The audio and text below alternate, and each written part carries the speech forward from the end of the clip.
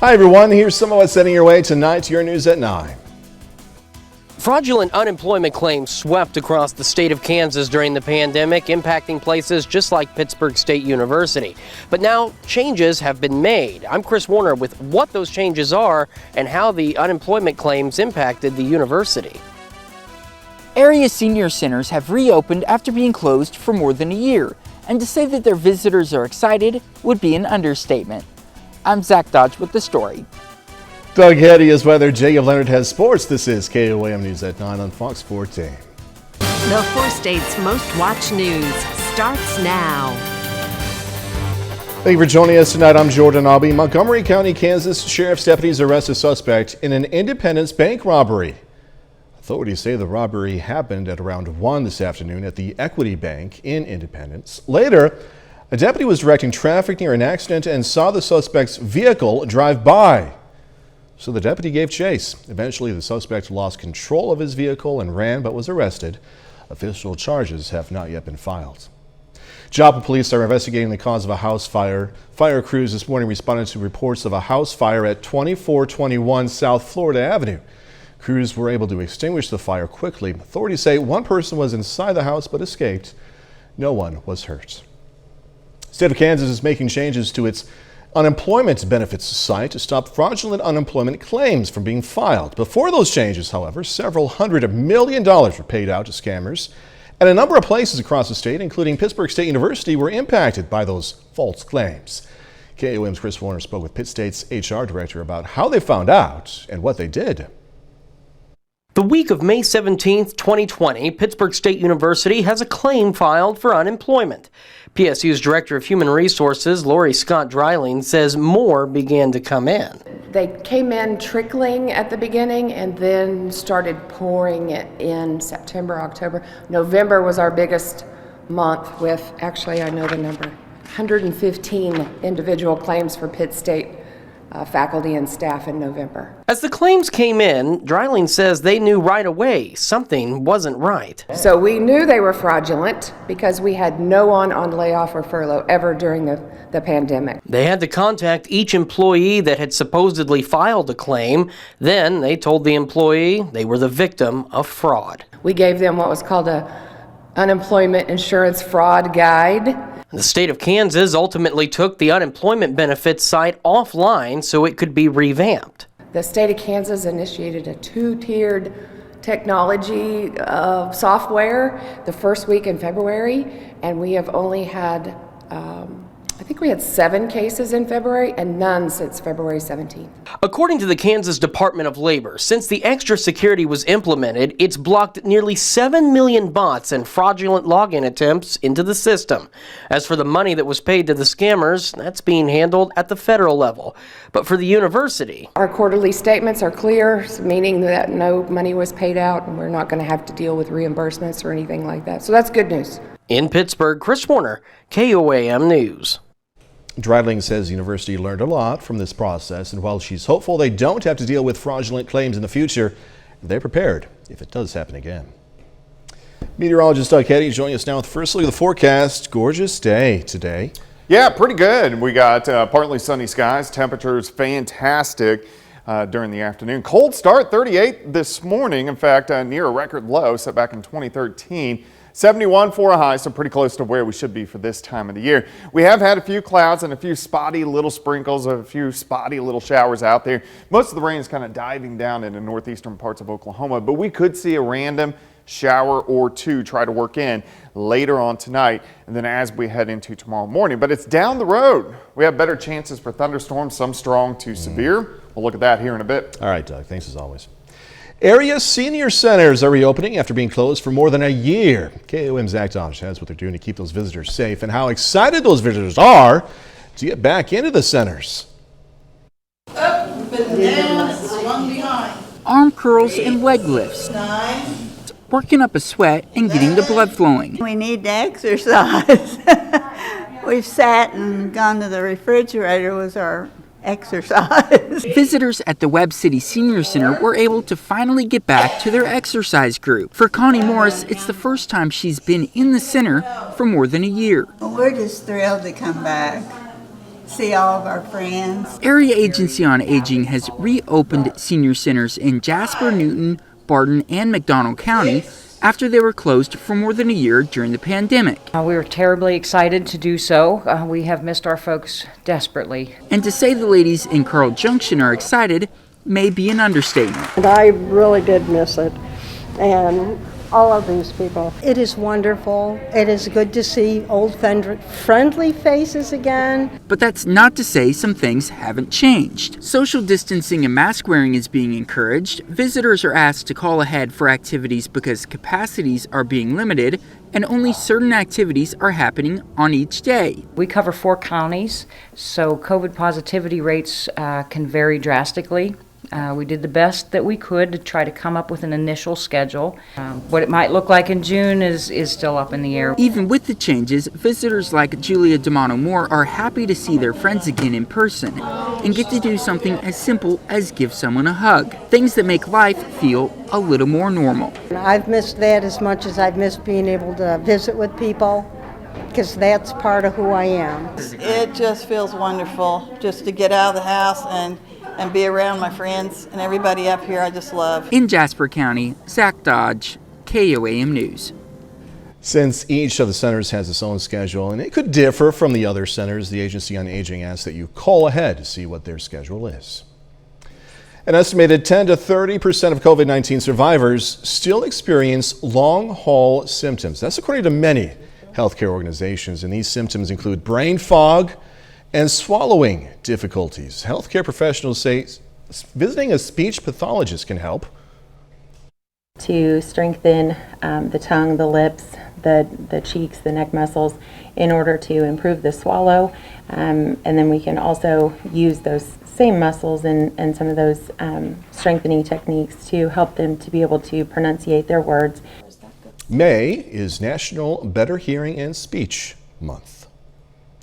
America's top health officials are laying out their plan to get 160 million full vaccinations by the nation's birthday. Fox News correspondent Jonathan Siri has more now from Atlanta.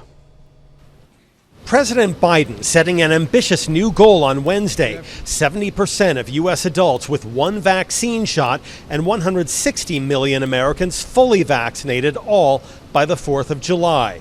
The strategy includes shifting vaccine shipments to states with higher demand and new programs to help people get shots in arms, including a service that will text you information on the 3 closest vaccination centers and a new website where folks can search for the vaccine of their choice. We will help people make appointments and remove other barriers preventing them from getting vaccinated. Easy and convenient and free. The White House also making a big push to combat vaccine hesitancy, especially in communities of color. They're now sending vaccine ambassadors door to door in some cities and expanding mobile vaccination centers to cover more areas with limited access to health care. One of the first things we have to do, especially with these issues of, for example, vaccine hesitancy, is meet people where they are. Meanwhile, infections are still falling. We're averaging about 48,000 cases a day, down 12% from last week. But there are still more than a dozen states where the case count is climbing, prompting a pause in some reopening plans. For the past several weeks, epidemiologists have observed a 4th wave developing of COVID. And the CDC released a new study on Wednesday projecting COVID cases, hospitalizations, and deaths will be down significantly by the end of July. In Atlanta, Jonathan Siri, Fox News. President Biden is talking up the $1.9 trillion coronavirus stimulus bill he signed in March as he tries to sell his other proposals for infrastructure and families. Some are wondering, however, whether more spending is needed as the economy continues to surge. Fox News correspondent Madeline Rivera is in D.C. with details on this debate. President Biden is highlighting what he calls the successes of the nearly $2 trillion coronavirus bill he signed in March. This Mexican restaurant in Washington is a recipient of the funding set aside to help restaurants under the plan. The White House says money from the $28.6 billion Restaurant Revitalization Fund is helping them stay open. These funds will allow business owners to complete delayed projects, rehire and raise the wages of their staff, pay their rent, and operate with confidence again. Tacos and some enchiladas. But the president is hoping to pick up more than just Mexican food. He's hoping to pick up support for the nearly $4 trillion he's proposed for infrastructure and child care, paid for in part by raising taxes on corporations and the wealthy. It's about growth. However, economists say the country is recovering. The economy is roaring in large part because of the stimulus, leading some to question whether trillions of dollars in new spending is necessary. Some Republicans who've proposed a nearly $600 billion alternative for infrastructure also question the content of the president's plan. It is, in fact, mostly about a whole lot of other things. For example, there's more money for electric cars in there than there are for roads and bridges. President Biden is heading to New Orleans tomorrow as part of his Back on Track tour to pitch his infrastructure plan. In Washington, Madeline Rivera, Fox News. KOAM News at 9 on Fox 14 takes this time now to honor one of our four-state heroes. Fred Reynolds served in the U.S. Army from 1949 to 51, spending time in Korea. He earned the Purple Heart and Distinguished Sterling Silver Cross of Malta. We are proud to thank Private First Class Fred Reynolds. He's tonight's four-state hero. Doug Heddy's up next with a complete look at the forecast, and later, big-time all MIAA honors for Missouri Southern softball. Gonna have those details in sports.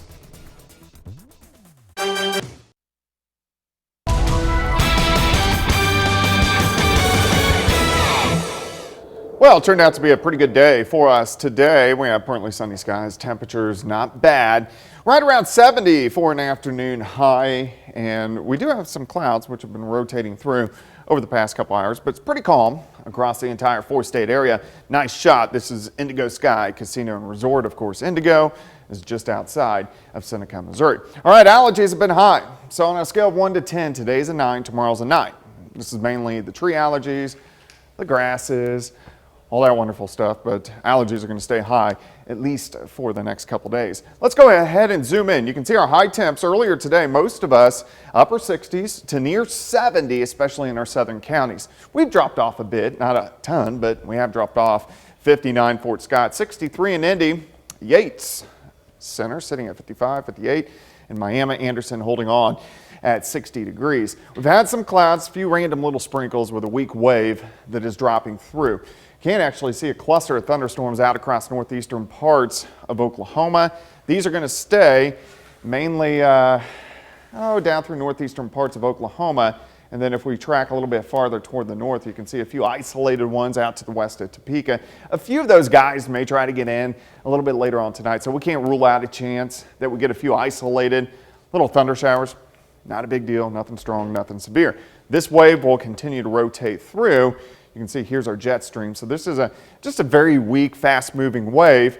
And then we'll get into this ridge of high pressure, and that will help us warm up just a bit ahead of our next storm system, which will start to affect us as we head into, well, really Friday, but it lasts for several days. All right, for us tonight, we're going to have some clouds. Again, we can't rule out an isolated shower. Let's go into the morning hours.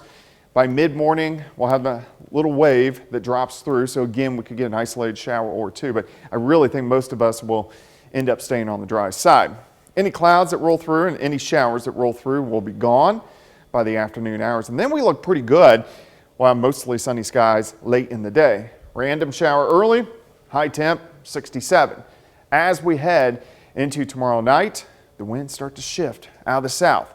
By Friday, we get a warm front that starts to push in along and just north of the front. We'll start to get some scattered showers and thunderstorms. I don't think any of these will be strong or severe, but they will be out there on Friday.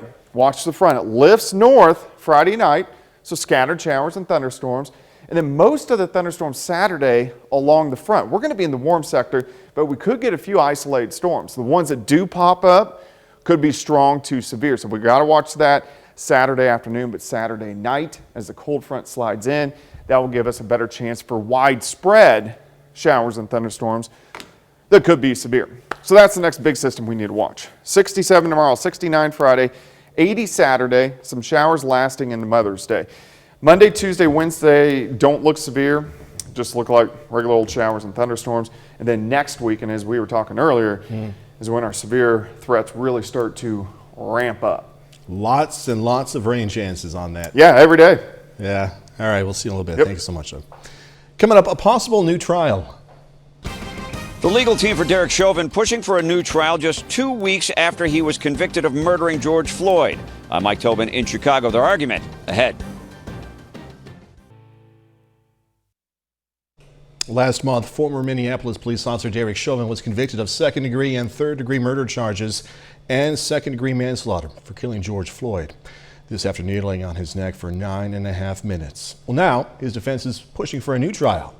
Fox News senior correspondent Mike Tobin has their argument. 2 weeks after former Minneapolis police officer Derek Chauvin was convicted of murdering George Floyd, his attorney is seeking a new trial and trying to have his 3 guilty verdicts tossed. It's going to be tough. Courts are very hesitant to overrule jury verdicts or to make new trials. According to court documents filed by defense attorney Eric Nelson, Chauvin's legal team argues the court abused its discretion. Nelson pointed specifically to Judge Peter Cahill denying the defense's motion to change the venue and refusing to sequester the jury or warn them to avoid the media due to the high level of publicity surrounding the case. Chauvin's lawyers also want a hearing to have the verdict impeached, citing jury misconduct on the grounds jurors were intimidated and faced race-based pressure and potential fear of retribution. All they claim are reasons Chauvin was not afforded due process or a fair trial. The filing did not mention recent reports one of the jurors participated in a march in Washington, D.C. to honor Martin Luther King Jr. last summer. That juror, Brendan Mitchell, wore a shirt that said, "Get your knee off our necks." When a juror lies and gets on that jury just to convict someone, that is not a fair trial. And so if the judge grants this, it's because of what that juror did. And Mr. Chauvin, whether we like him or not, is entitled to a fair trial. Mitchell is defending his actions to the AP, saying he was there to commemorate the 1963 March on Washington, not to protest Floyd's death. Arguments for the motion are expected before Chauvin's scheduled sentencing in June. In Chicago, Mike Tobin, Fox News. Just ahead of former President Trump staying off Facebook. Facebook's oversight board has upheld a ban on former President Trump. I'm Lauren Blanchard in Washington. What the White House and lawmakers want to see happen now, coming up. Place to save. Former President Trump will not be getting his Facebook or Instagram accounts back yet. His Twitter remains permanently suspended. Well, now Facebook's semi-independent oversight board says the company needs to come up with more clear policies and decide whether the account is going to be frozen forever. Fox's Lauren Blanchard is in D.C., and she explains this decision. Democrats are celebrating, Republicans angry. Former President Trump will not be allowed back on Facebook or Instagram for now. Facebook's oversight board said while they are upholding the ban on former President Trump's accounts, the 20-member board told the social media giant they need to decide in the next 6 months whether their policy is to permanently ban the former president or suspend him for a specific amount of time. Otherwise, they must give him access back. Facebook actually shirked its responsibilities. And the board insists that Facebook apply and justify a clear penalty. Through his new blog on his website, former President Trump reacted, writing, "Radical left lunatics are afraid of the truth, but the truth will come out anyway, bigger and stronger than ever before," adding, "These corrupt social media companies must pay a political price." Republicans have long said social media giants need to be regulated or broken up. Congress needs to get up off its ice-cold, lazy butt and face this issue head on. They're not companies, they're countries. And we need to regulate them. The White House says while President Biden will not weigh in on the board's decision, he does believe social media companies need to do more to address misinformation on their platforms. His view is that there's more that needs to be done to ensure that this type of misinformation, disinformation, damaging, sometimes life-threatening information is not going out to the American public. Former President Trump's chief of staff says he will likely start to hold rallies again, and it's not the last of candidate Trump. In Washington, Lauren Blanchard, Fox News. One of those times when a dog shows she wants some love, and she wants it now, even during a presidential news conference. Aw, more on this when we come back. A puppy and a president are caught on camera in a touching exchange. I just love this. 7-month-old Miss Neach was begging for attention as his owner, Irish President Michael D. Higgins, was giving a live interview Sunday in Dublin. The adorable Bernese mountain dog could be seen nibbling at Higgins' hand as he paid tribute to late Irish actor Tom Hickey.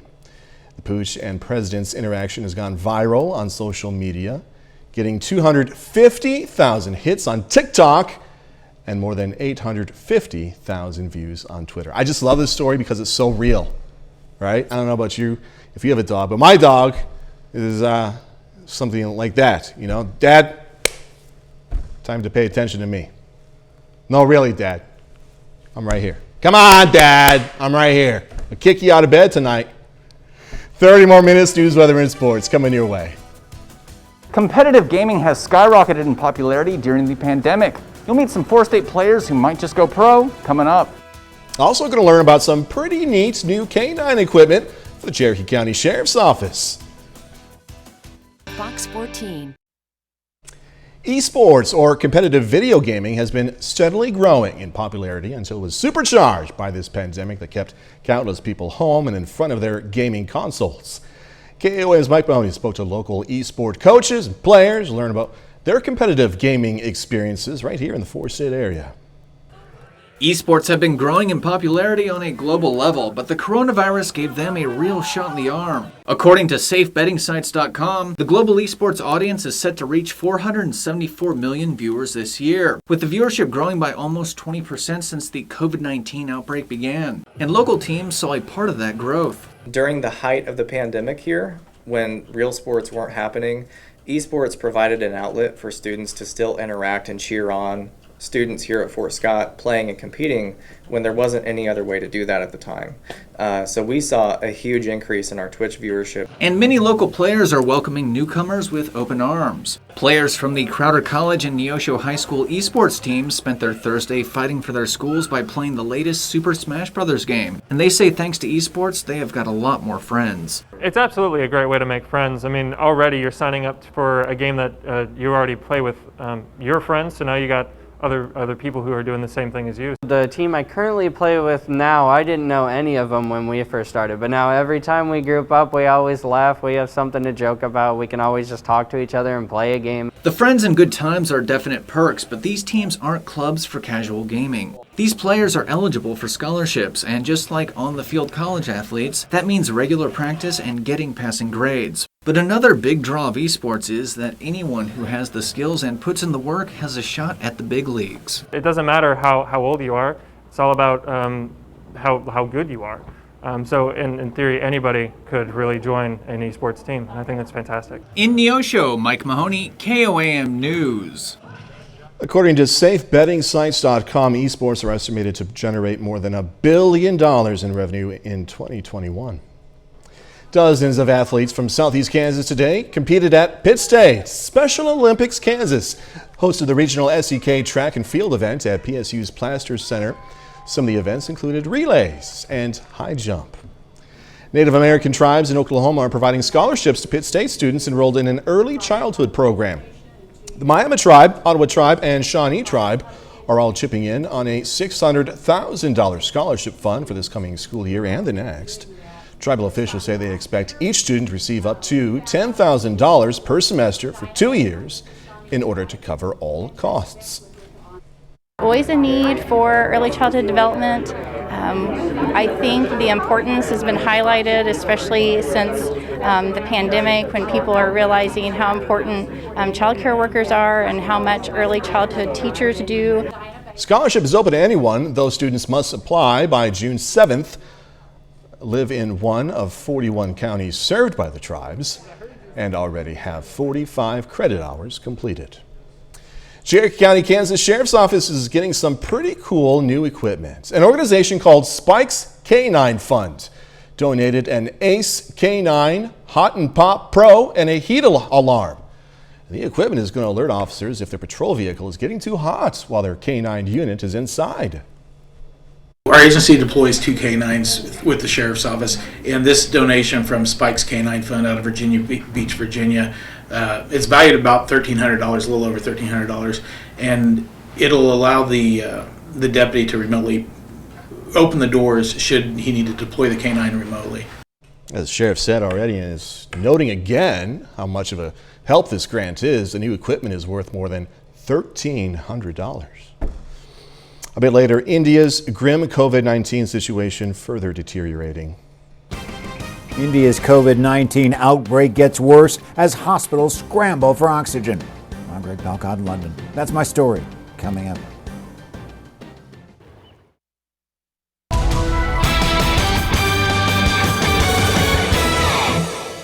Well, it turned out to be a pretty good day for us today. Partly sunny skies, temperatures not bad, near 70 for an afternoon high.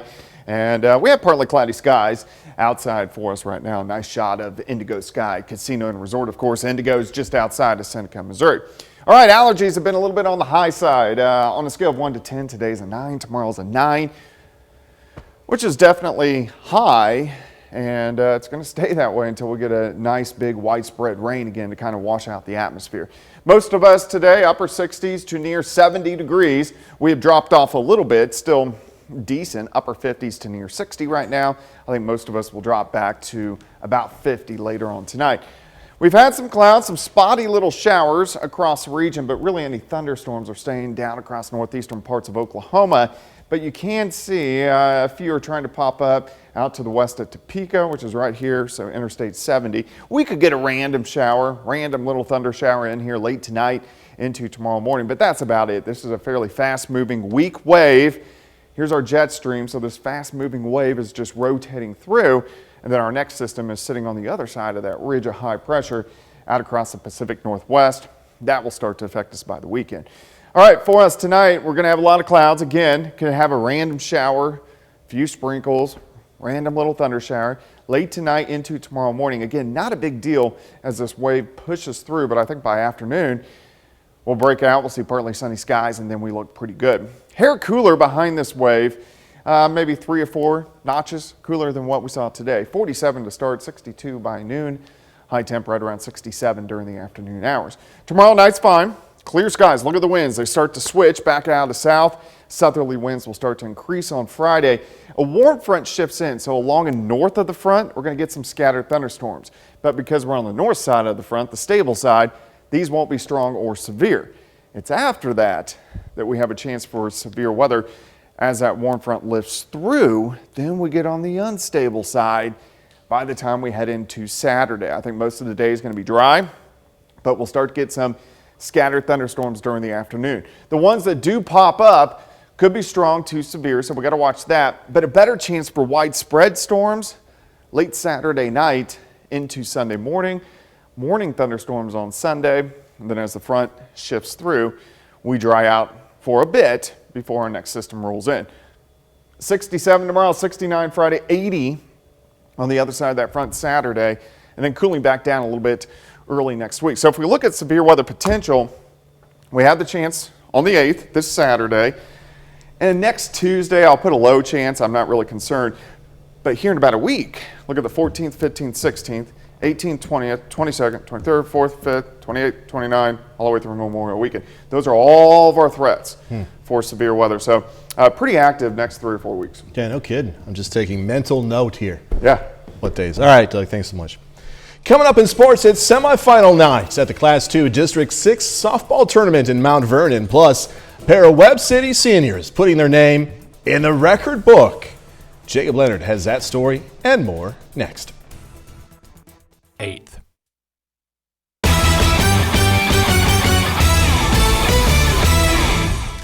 Missouri Southern's Hallie Blackney has been named the MIAA Coach of the Year. And Blackney led the Lions to a 28-13-1 overall record this season in her 3rd year with the team. 28 wins is the most for Southern since 2002, and their 19 conference wins are the most in program history. And Blackney's led the Lions to the number 3 seed in this weekend's MIAA Conference Tournament after being picked to finish 11th in the preseason poll. More honors for Missouri Southern softball. Shortstop Josie Topai is a first-team All-MIAA selection. Topai, really good in the field, also hit a team-high 410 with 13 doubles, 2 triples, and drove in 32 runs. 8 Missouri Southern players and 3 from Pittsburgh State earned All-MIAA honors today. You can see them all in this story on the sports page at KOAMnewsnow.com. Well, tonight is semifinal night at the Class 2 District 6 softball tournament in Mount Vernon. First on the schedule, the Lamar Tigers take on the hometown Mountaineers. Mount Vernon coming off a first-round bye as the #1 seed in the bracket. In the first, Harley Daniels up the middle. Hadley Cornell and Josie McKesney score. Daniels goes for 2, gets called out. Mountaineers, though, up 3-0 after 1. Then, Cornell 2-out hit to center. Kylie Stockton and Paige Evans come home. Cornell in there for a triple. And Daniels did some work in the circle today. 14 strikeouts, including that one right there to end the ball game. Mount Vernon gets the 6-0 shutout to advance to the finals on Thursday. Other side of the bracket, good one here. College Heights on the field against El Dorado Springs. Early on, Danny Ogle crushes it out to left. 2-run homer. Then College Heights with 2 outs. Jalen Johnson out to left. Same spot for a double. 2 score. Cougars tied up. El Dorado Springs has an answer here. Macy Mays all the way back. 2-run score. Check it out. Mays going all the way around for the inside the park home run.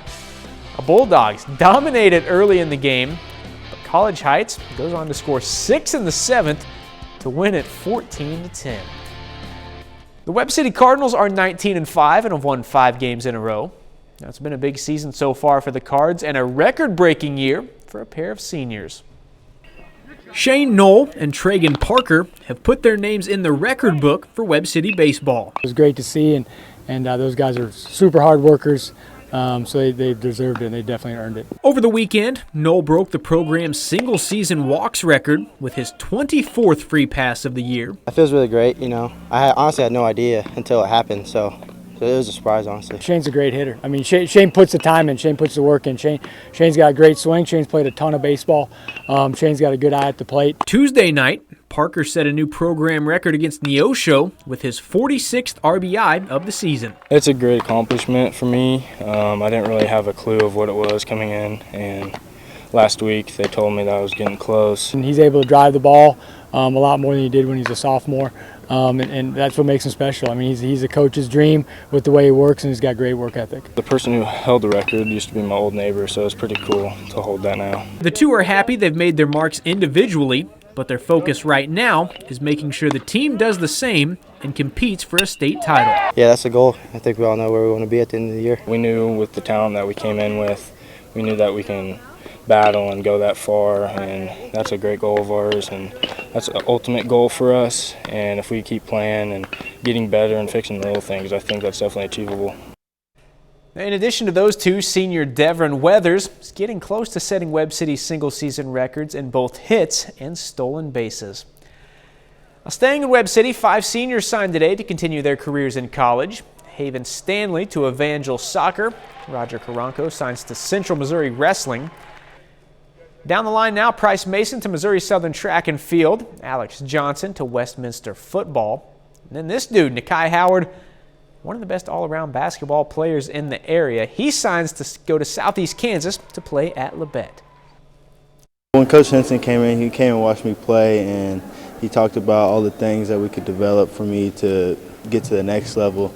And I liked what he had to say about me and the confidence he had in my game. The minute I met Coach Scheiding, he was a great guy. Our personalities really met, and I think he'd just be a great coach for me. It's an amazing opportunity. I love this game. It's great to be able to keep playing it. It means a lot. I really enjoy the sport. I love it, and honestly, if I could do it forever, I would. My goals for the first year is definitely start out strong, have a lot of confidence, and make lots of new friends and get that playing time that I want.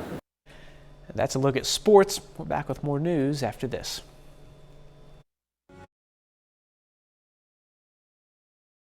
India's COVID-19 crisis shows no signs of slowing down. Hospitals across the region continue to face an oxygen shortage as the death toll climbs.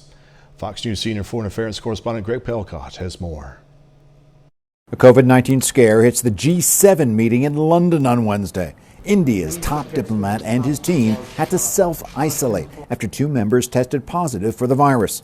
The incident comes as India's second COVID-19 wave worsens. The country reported its 14th straight day of more than 300,000 new infections on Wednesday. Across the region, hospitals are scrambling for more oxygen to accommodate the growing number of patients. And one scientist warns a third wave is inevitable. Hopefully, incrementally, but we should prepare for new waves. More than 220,000 people have died from COVID-19 in India, some while waiting for hospital bed space and oxygen. The country is now converting trains and hotels into overflow facilities to treat more people. You have to set up hospitals quickly, doctors in, nurses in, ICUs, ventilators, and keep that in a certain area where the numbers are among the highest for a couple of months. Oxygen units and ventilators are on their way from around the globe, but a shortage of vaccines remains a problem. Just over 2% of India's total population has been fully vaccinated. Demand is now outpacing supply. We can't do anything about the crowd. Those aged 18 to 45 are youth. They are the largest demography. World Health Organization officials say that India accounted for nearly half of worldwide COVID-19 infections last week. In London, Greg Palcon, Fox News. A new children's book from Meghan Markle, plus some Hollywood news coming your way. Julie Andrews adds another award to her incredible career, while impactful entertainment of the past year is honored. We also get a look at the latest project by the Duchess of Sussex. Fox's Ashley Dvorkin has the latest in the Hollywood Nation. Meghan's book and a spoonful of honors are all in the Hollywood Nation. Oscar winner Julie Andrews will receive the American Film Institute's 48th Lifetime Achievement Award. AFI's president and CEO says The Sound of Music and Mary Poppins star has lifted the spirits of the world for generations. And AFI looks forward to celebrating the many gifts and joy she has given us, proving her, of course, practically perfect in every way. Andrews will be presented the award at a gala tribute November 11th in Los Angeles. He must be from England, yeah? Wales. Is that another country? 60 nominees for this year's Peabody Awards have been announced, honoring storytelling across broadcasting and streaming media. Among those in the entertainment category are HBO's I May Destroy You, Netflix's Unorthodox, and the streamer's coming-of-age series Never Have I Ever, Amazon Prime Video's Steve McQueen anthology Small Axe, and the Apple TV Plus sports drama Ted Lasso. 30 winners will be named at a virtual ceremony in June. Meghan Markle is publishing a children's book June 8th called The Bench. Per Random House, it's about the relationship between a father and son and is inspired by her husband, Prince Harry, and their son, Archie. Markle says the story started as a poem she wrote for her husband on Father's Day, and she hopes it resonates with every family, no matter the makeup, as much as it does with hers. In Hollywood, Ashley Dvorkin, Fox News. It'll be an interesting children's book, huh? That's our time for tonight. Thanks for joining us. Going to leave you with video of a skateboarding bunny. Come on, little dude. Let's see you. Yeah, there we go. Be safe. Do this all again tomorrow. See you then.